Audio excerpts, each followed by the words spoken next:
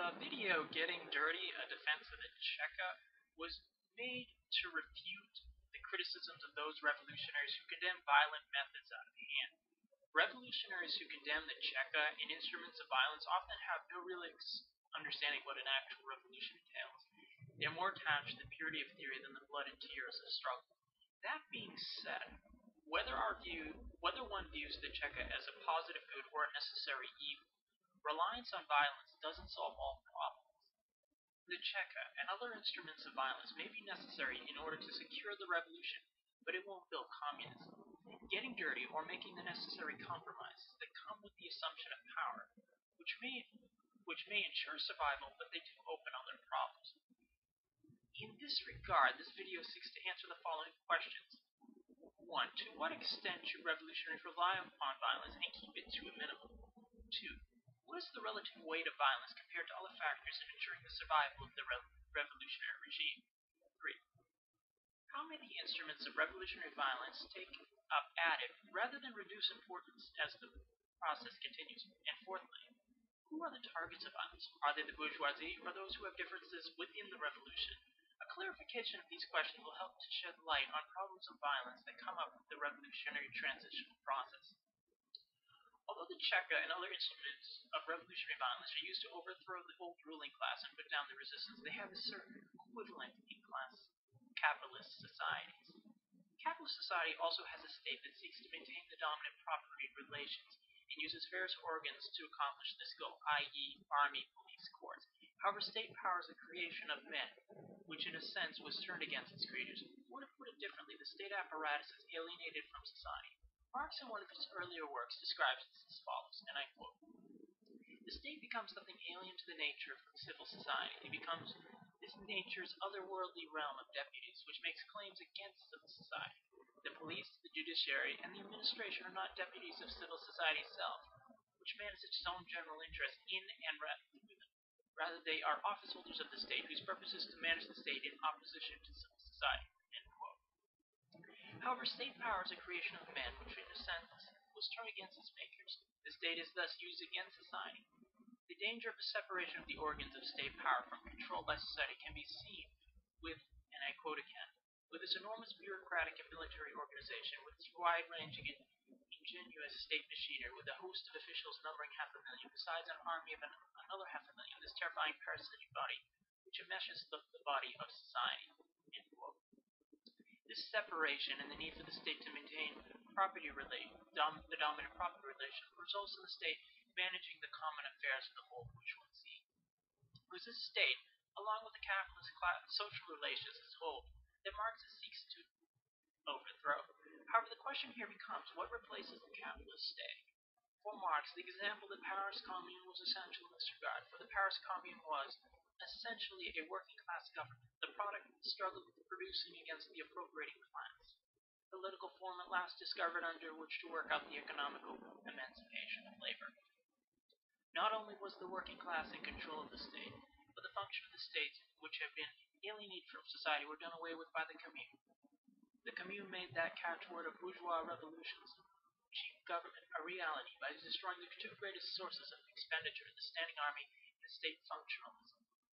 So instead of instruments of violence being exercised by an alienated state standing over the workers and maintaining the dominant property relations, those functions were regained by society. This process was also described as follows. The dictatorship of the proletariat means concrete democracy, i.e., the coercive power of the majority over a minority. The working class must destroy the machinery of the existing state, but its own state is to last only for a transitional period during which the state functions of organization and management are taken over by new social forces. Existing state authorities replace rational organization with coercion, negate human freedom by their very nature. The justification and legitimacy of such coercion will disappear, and the state will begin to wither away when a truly rational organization of production becomes possible. In the concrete example of the Cheka and other instruments of revolutionary violence, this means that they wither away along with the rest of the state. That being said, there's an old adage that says no battle plan survives the first engagement. This can be seen most clearly in the example of the Bolshevik Revolution of 1917. Here, workers and peasants seized power and set out to establish a new society. The seizure of power had been led by a revolutionary party, basing itself on workers' control of factories and democratic soviets or councils. that resembled the Paris Commune. However, by 1921, the Soviet state was ruled by a bureaucracy that was increasingly authoritarian. The causes of this growing degeneration of the Soviet state can be traced back to the extreme circumstances of the Russian Civil War. The working class was effectively decimated into class. Workers who didn't return to the countryside were absorbed into the growing state machine. The Soviets had essentially lost their democratic functions and had become mere adjuncts to the state machine. That state machine was run by a Bolshevik party which was increasingly separated from its mass base. The state, including the Cheka, was also run with increasingly bureaucratic and commandist methods. Lastly, the peasantry was alienated, if not outright hostile to Soviet power. However, none of this was in the genes of Bolshevism. As Trotsky points out in regards to the prohibition of other Soviet parties is concerned, it did not flow from any theory of Bolshevism, but was a measure of defense of the dictatorship on a backwardated, devastated country surrounded by enemies on all sides.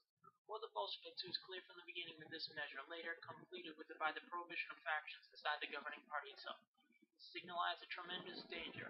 However, the root of the problem lay not in the doctrine or the tactics, but in the material weakness of the dictatorship, in the difficulties of its internal and international situation. Trotsky's point about the banning of parties could be extended to other points, such as the growth of the Cheka and other commandist methods. The resort to violence was seen by Trotsky and Victor Serge as a measure needed for the defense of the revolution. Although the methods of violence utilized by the Cheka may have been distasteful, they did ensure the survival of the Soviet state. The Bolsheviks recognized from the words of Mao that in order to get rid of the gun, it was necessary to take up the gun. All well and good. However, violence has a double-edged sword. Revolutionary violence, such as the Cheka, may be necessary to destroy the old world, but they can't build a new one. Violence, like other aspects of capitalist and class society in general, cannot ultimately found a new communist society. As Michael Leibowitz puts it, when you build upon the defects inherited from the old society, rather than building a new society, you're strengthening the elements of the old society. This point applies just as readily to increasing wage differentials in the development of communism as it does to the growth and reliance on the state apparatus, including the Cheka by revolutionaries as opposed to control from below.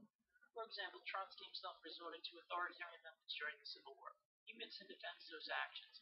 After the Civil War, he recognized the danger of those methods and the bureaucracy which defended them. From the foregoing discussion, we are finally able to answer the questions: to what extent should revolutionaries rely upon violence and keep it to a minimum? To reduce violence, communists should rely upon the masses and popular initiative. The Cheka and other similar organs, however necessary, are organs that bear the marks of an alienated state and is positioned above the masses. Too much reliance upon it can reinforce the worst aspects of the old society described and deplored by Marx. In order to build communism, we need to rely upon the masses of the workers themselves. This leads us to answering the second question.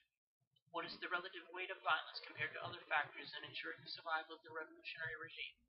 The answer to this was partly provided by the above. Certainly terror is a necessary instrument against enemies of the revolution.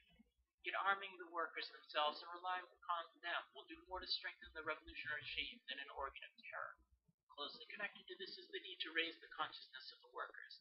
This means that a revolutionary party and other instruments of state power should be fusing with the masses, not separating from them.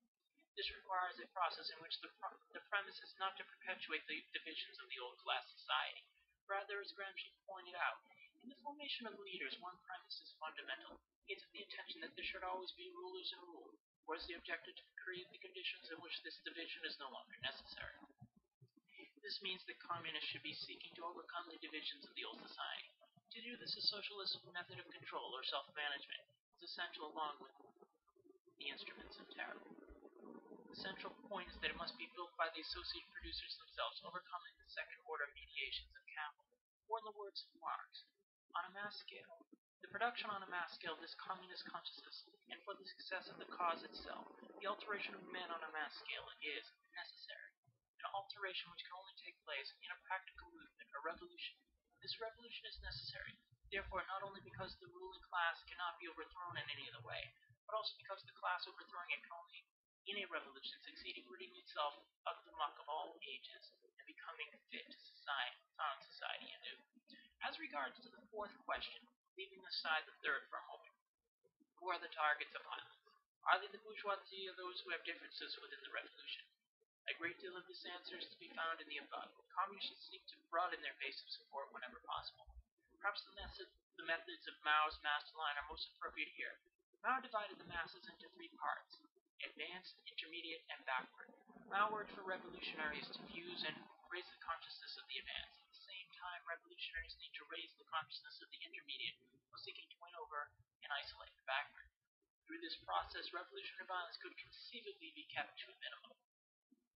As regards to the targets of violence, certainly those elements of the bourgeoisie and the counter-revolution engaged in conspiracy and bearing arms should be stamped out. If the mass line also implies a reliance on persuasion. In a war situation, this may not be readily available, especially among hostile and indifferent elements of the population. Still, circumstances are favorable. Communists should seek to remold and educate their former adversaries. After all, communist revolution is not about imposing a new domination on the defeated classes, but overcoming old divisions. Truly, those members of the old ruling classes who sincerely embrace their communist cause should be welcome to do so. What about those differences which exist in the revolution? The Bolsheviks did make many attempts to reach out to those other forces, such as the left socialist revolutionaries and anarchists, and these groups were tolerated as long as they cooperated with the Soviet power. However, when they took up arms against the Bolsheviks or sought to disrupt production, they were dealt with. Partially, no doubt, yet in a war situation, especially for revolutionaries, there is the necessity of unity in order to survive. Yet the questions of differences within the revolution should be handled, especially if the situation permits, with methods of persuasion resembling the mass line approach. Powers of coercion and terror, such as the Cheka, should be curtailed if at all possible. Consequently, the Cheka was rolled back at the close of the Civil War. Ultimately, the Cheka can root out conspiracy and kill active counter-revolutionaries, yet it can't change social relations or raise the cultural level and self-awareness of the masses. The same can be said of the earlier Jacobin reign of terror. The Jacobins faced the extremes of counter-revolution from within and subversion from without, which sought to bring down the French Republic. Terror was a necessary instrument in the struggle of the Jacobins, yet the terror did not stop the Thermidor or the rise of Bonaparte.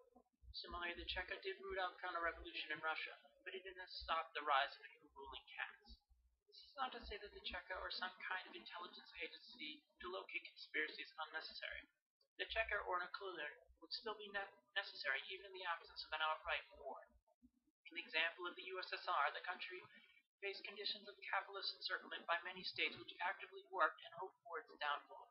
A certain level of vigilance is understandable and needed in those conditions. Yet the Cheka, in new incarnations in the USSR, ultimately did not see its power curtailed or find itself under effective oversight. Rather, it came to serve the growing bureaucracy of the USSR, which did not build communism but a society increasingly marked by the inequalities of the old world. In the 1930s, terror by the successors of its Cheka effectively became terror for terror's sake in the service of a new ruling elite. There is also the example of terror in Spain. During the Spanish Civil War, workers and peasants were seeking to build a new society at the same time as they resisted fascism. However, in 1937, the methods of terror were in the hands of an authoritarian Spanish Communist Party. It was more interested in protecting a bourgeois republic and its property from workers' control, and those on the left who would bow to counter-revolution wrapped in left phrases. Getting dirty and using the methods of the Cheka is a necessity of revolutionary struggle. Violence is necessary to secure and defend a new world in birth. This means a certain change in revolutionary tactics due to a war situation while remaining true to the principles of communism. However, its methods are not the be-all and end-all of revolutionary struggle. When possible, methods of persuasion or raising consciousness should be employed. However, this dialectic, peaceful and violent struggle is not always easy to balance. In such circumstances, perhaps it is best to remember Victor Sturge's call to the revolutionaries' double duty, where the revolution is defended at one and the same time against external and internal enemies, in other words, against the seeds of destruction that it bears within itself, accepting all the responsibility for terror and violence and abuses, never diminishes the pressing obligation every day to struggle against the evils of ignorance, stupidity, brutality, unleashing of the instincts, and dishonesty.